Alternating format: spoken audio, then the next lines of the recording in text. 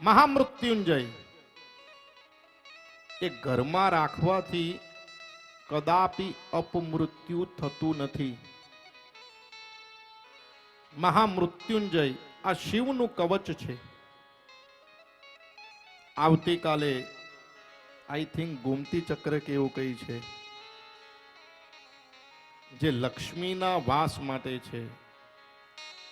પૈસા ટકતા ના હોય તો એને રાખવાથી એનું ખૂબ વિશેષ અને બધા જ પ્રયોગો મેં જ્યોતિષ ઉપર પીએચડી કર્યું, કર્મકાંડ ઉપર, યજ્ઞાદિ ઉપર. હવે તો જ્યોતિષ દેખવાનું બંધ કર્યું છે, યજ્ઞ બી હું કરતો નથી. પણ મારા જે જીવનના મને રહસ્ય લાગ્યા કે આટલી બધી આપણી અમુક ધર્મ કહે કે અમે 1400 વર્ષથી છીએ.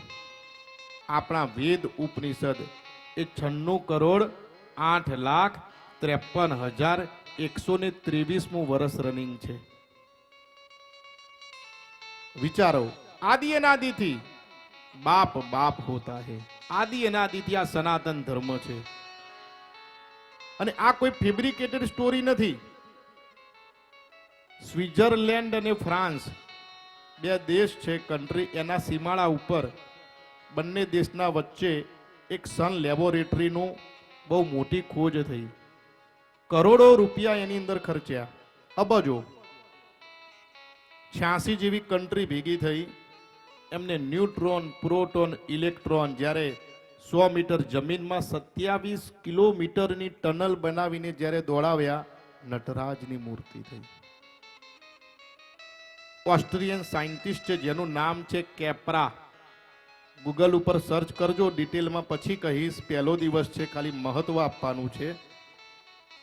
પણ સાહેબ હૃદયથી આનંદ થાય કે નટરાજની 15 ફૂટની મૂર્તિ એ સ્વિટ્ઝરલેન્ડની અંદર એ લોકોએ સ્થાપના સાયન્સની લેબોરેટરીમાં કરી. અને જ્યારે બી કોઈ સાયન્ટિસ્ટ જાય, એક વિદ્યાર્થીને પ્રશ્ન પૂછ્યો કે બિગ બેંગ અને બિગ ક્રંચ શું છે?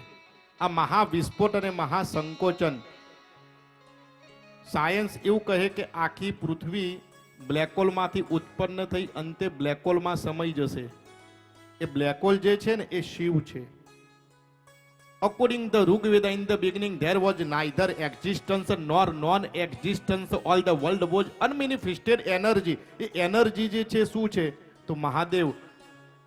સાહેબ એ વિદ્યાર્થીને જ્યારે પ્રશ્ન પૂછ્યો કે આ મહાવિસ્ફોટ અને મહાસંકોચન શું છે, એમને જવાબ આપ્યો કે બેટા બહુ મહેનત ના કરે, એકવાર સનાતન ધર્મનું શિવ પુરાણ વાંચી લે.